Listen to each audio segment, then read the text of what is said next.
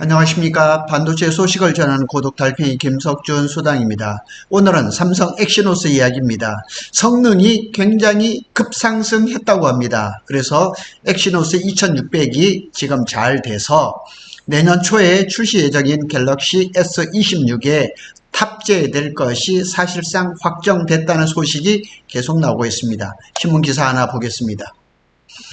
삼성전자 엑시노스 2600 양산 준비 완료, 갤럭시 S26에 들어갈 건데, 지금까지 기사에 나오는 거 보면 갤럭시 S26에 전량 들어가는 것은 아니고 아마 울트라 종류에는 여전히 퀄컴의 스냅드래곤이 들어가고 그 이하는 엑시노스 2600이 들어가는 것 같습니다.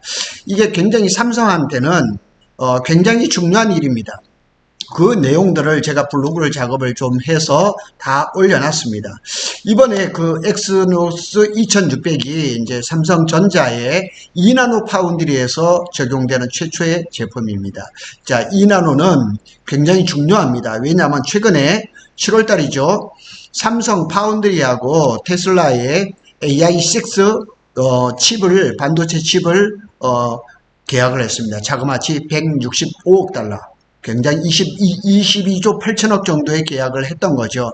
거기 2나노입니다. 2나노인데 첫 생산은 아마 내년에 국내에서 하는 걸로 이렇게 결정이 됐습니다. 국내에는 지금 2나노를 해야 될 EUV 기계가 지금 화성에 있습니다. 그러니까 아마 테슬라의 AI6 칩은 화성팹에서 내년에 생산이 될 겁니다. 어쨌거나 그것을 테슬라의 AI6 칩을 하기 전에 삼성전자가 엑시노스 2600에 2나노를 처음 적용한다는 얘기죠. 그래서 결국은 이거는 삼성 반도체의 자존심이 걸린 문제고, 그 다음에 이 스마트폰을 만드는데 AP 어플리케이션을 퀄컴에 의존하던 것들을 좀 완화를 시키는 거죠. 퀄컴에서 AP를 사오는데 비용이 거의 뭐 10조 원 이상씩 막 들어가는데 그거를 좀 완화를 시키는 그런 역할을 하는 거죠. 어쩌면 삼성전자의 이 자존심의 마지막 승부수가 아닌가, 파운드리의 마지막 승부수가 아닌가, 이렇게 생각을 해볼 수가 있습니다.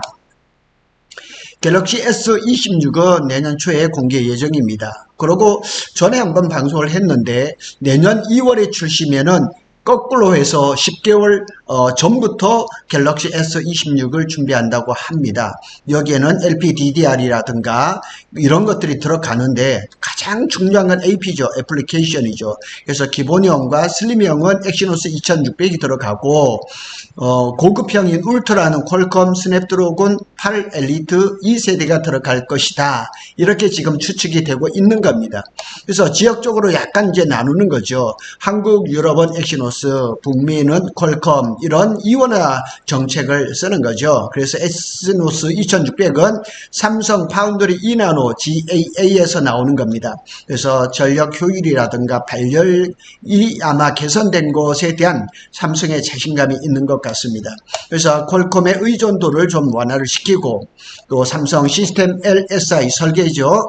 또 이게 파운드리의 동반 신뢰도가 조금 제고되는 그런 CM대가 된 것 같습니다. 삼성이 GAA 3나노에서는 엄청 고전을 했습니다. 3년을 했는데 크게 이렇게 돈을 보지 못하고 분기별로 수조 원의 적자를 보고 있었던 거죠.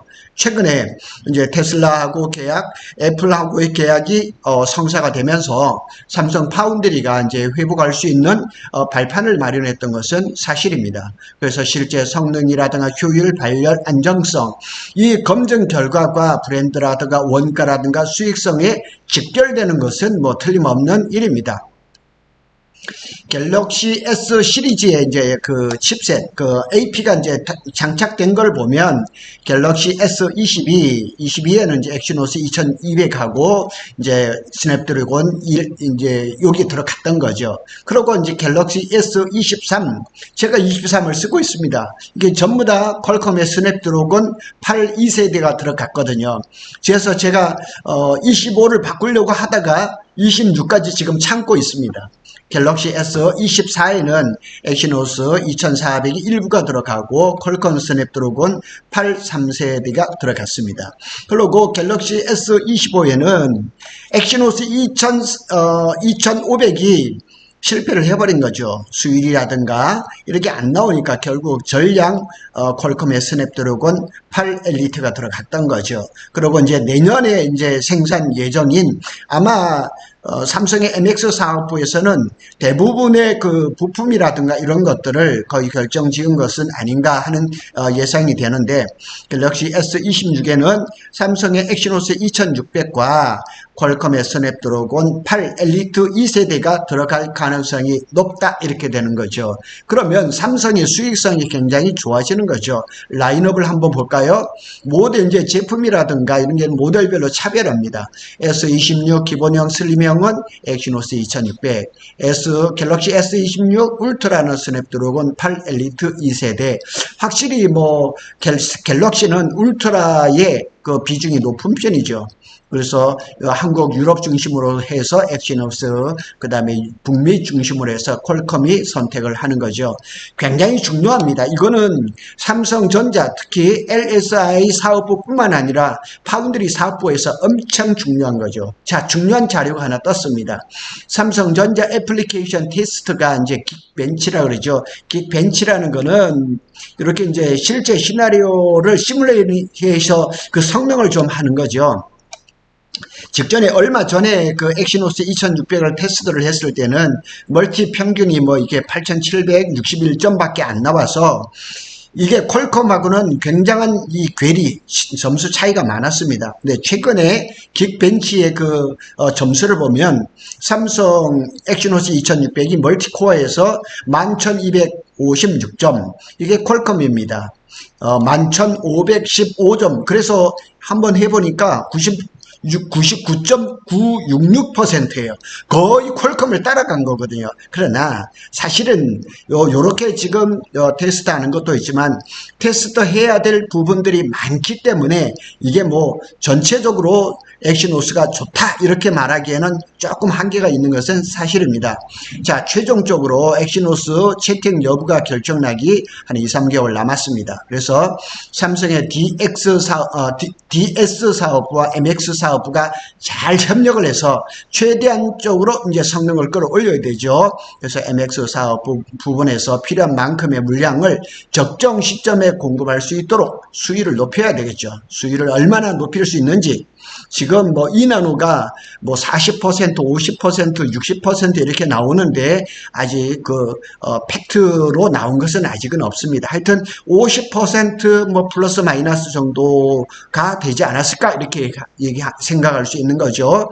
이번 벤치마크 결과만으로 엑시노스 2600에 갤럭시 S26 시리즈에 적용을 약간 할 수 없지만은 사실상 확정이라는 보도가 나오고 있습니다.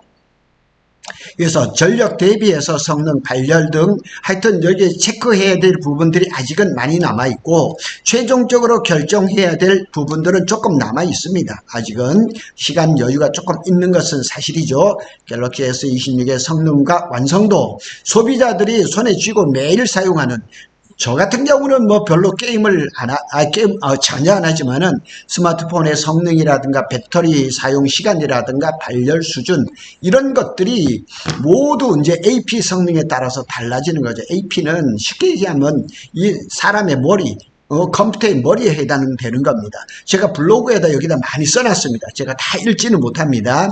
스마트폰의 두뇌인 AP를 지금까지는 대부분 퀄컴의 그 AP를 사용을 했거든요. 그래서 핵심적이고, 그 다음에 이 스마트폰 갤럭시 S25가 올해 잘 팔렸는데 엄청난 영업이익을 퀄컴한테 넘겨줬단 말이에요.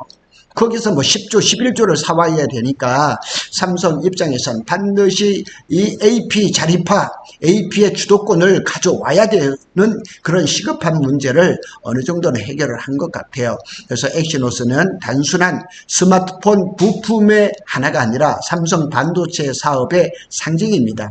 이 상징을 여태껏 못하고 남의 회사 거를 사왔으니까 뭐 대만의 미디어텍 거를 사용할 수도 있는데 미디어텍은 안 쓰고 삼성은 퀄컴 거를 많이 쓰더라고요. 그래서 퀄컴이 주도하는 프리미엄 AP 시장에 삼성이 발을 디어 이렇게 내놓는 그런 기회가 된 것 같습니다.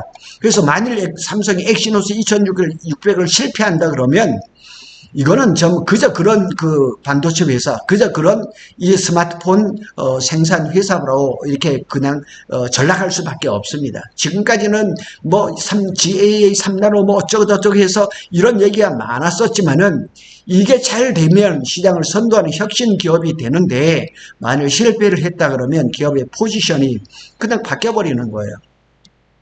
중국의 많은 스마트폰 회사들이 AP를 자기가 직접 생산하는 애들 별로 없습니다.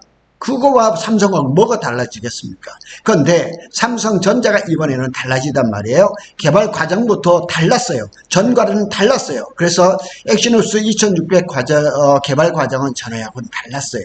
어떻게 달랐냐면 과거의 엑시노스 개발은 시스템 LS 사업부가 칩을 먼저 설계하고 완성된 칩을 MX 사업부가 넘겨받아서 제품에 맞춰 조종한 릴레이 방식이었어요. 그래서 이게 시스템 LS 사업부에서 칩을 만들면 파운드리 생산을 하고 그러면 MX 사업부가 채택을 하고 이런 식이었는데 이번에는 달라졌단 말이에요. 그래서 쉽게 말하면 주방에서 요리를 먼저 만들어서 내놓고 손님이 그 메뉴에 맞춰서 밥을 먹는 그런 구조였어요. 우리가 지금 뭐 식당에서 먹는 그런 그 방식이었죠. 그런데 이게 완전히 달라진 거예요. 완전히 달라져서 MX 사업부하고 LS 사업부가 같이 일을 하는 거예요. 그래서 뭐 한때는 MX 사업부하고 LS 사업부를 통합을 한다 이런 얘기가 나왔는데 그건 어느 정도 됐는지는 조금 두고 봐야 되겠습니다. 그래서 기존의 방식을 보면 기존 방식은 이렇습니다. 그리고 지금은 이렇습니다. 그래서 이게 지금 완전히 좀 달라졌거든요. 그래서 기존에는 시스템 LSI 사업부가 주도하는 것을 MX 사업부하고 시스템 LSI 사업부가 공동으로 기획을 했던 거예요. 그래서 초기 기획부터 사용자 환경을 반영을 했던 거죠. 실제 사용 환경 테스트 뭐 이런 것들도 강화했고 이런 게 굉장히 다른 거예요. 그래서 테슬라가 삼성 파운드리하고 계약을 하면서 AI6 칩을 이 텍사스 테일러 팹에서 하는데 이 일론 머스크가 한 말이 있었어요. 이 공장을 그냥 내버려 두지 않고 자기가 처음부터 이렇게 주도를 해서 하겠다. 그것이 맞는 것 같아요.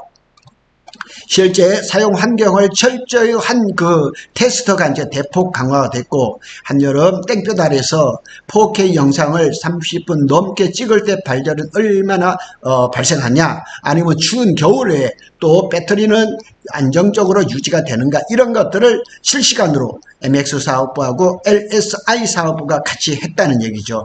그래서 장기간 시간 동안 플레이 발열이라든가 이런 것들 그 다음에 프레임이 유지가 된다든가 그래픽의 품질이라든가 이런 것들을 서로 협력해서 했다는 거예요.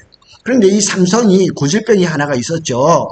이 부서마다 칸막이 벽이 굉장히 높았었어요. 최근에는 그게 많이 없어졌다고 하기는 합니다. 그래서 엑시노스 2600의 혁신, 게임이라든가 카메라라든가 온 디바이스 AI라든가 이런 것들이 MX 사업부하고 LSI 사업부가 잘 조화를 맞춰가는 것 같습니다. 그래서 결론적으로 이제 해석을 해보면 이렇게 보면 이제 이게 삼성의 전략이 보입니다.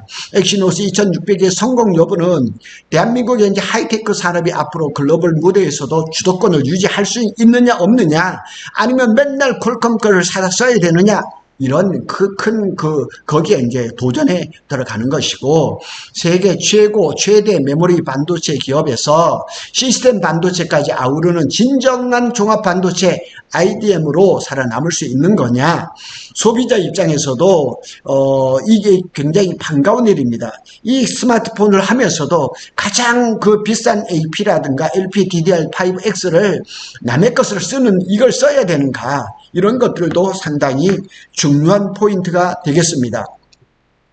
마지막으로 이제 체크 포인트를 한번 살펴보면 이제 하이엔드 울트라 안정성은 퀄컴, 대중 볼륨은 엑시노스로 간다. 그래서 리스크를 분산하는 그런 전략인데 엑시노스가 조금 더 잘 돼서 울트라까지 하이엔드급까지 갔으면 좋겠다 하는 생각이 들고요. 발열이라든가 효율, 배터리라든가 AI 체감, 온디바이스 AI가 들어가니까 와우 하고 할 수 있는 그런 포인트를 증명해 줘야 된다는 얘기죠.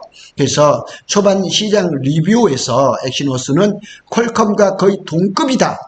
제가 아까 봤잖아요. 99.966%까지 지금 갔거든요. 근데 그건 후다를 다 깐 것은 아닙니다. 그래서 지금 객관적으로 보면 저 정도까지 나왔거든요. 그래서 삼성이 이제 이빨을 갈아 물고서 이 나노에서 하여튼 이렇게 성능을 많이 끌어올렸다 하는 생각이 듭니다. 제발 이렇게 신문에 나오는 것처럼 삼성이 엑시노스 2600에서 수율을 잘 잡아서 파운드리도 살고 그 다음에 갤럭시 X26에서도 살고 애플이 지금 온 디바이스 AI에서 지금 주춤거릴 때 삼성이 치고 나가는 그런 전략을 쓴다 그러면 내년에는 MX 사업부의 이 매출의 그 영업이익이라든가 또 삼성전자 그룹 전체에 끼치는 영향력이 더 커지지 않을까 이런 생각을 해봅니다. 구독 달팽이는 삼성전자와 SK하이닉스의 반도체 소식을 빠르게 전해드리고 있습니다. 감사합니다.